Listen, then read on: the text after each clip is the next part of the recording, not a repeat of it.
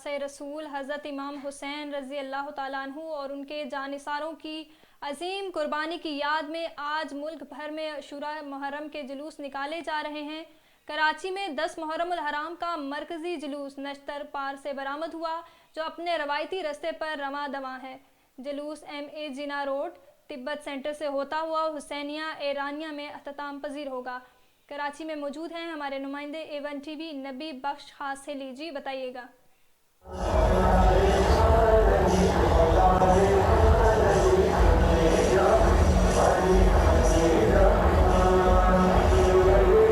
हाँ जी बिल्कुल, कराची में मरकज़ी जुलूस जो है निश्तर पार्क से जो है अभी बरामद किया गया है, जो कि अपने रिवायती रास्तों से होता हुआ इमाम बारगाह हुसैनिया इरादन खारादर में इख्तिताम पजीर होगा।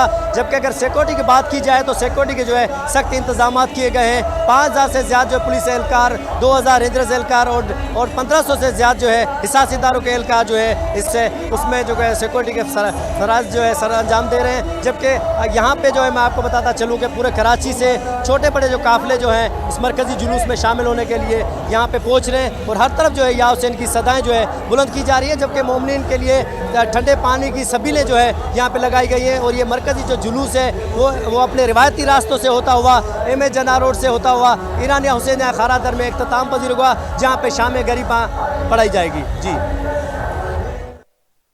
बहुत शुक्रिया, नबी बख्श हासिली हमें तफसीलात से आगाह कर रहे थे।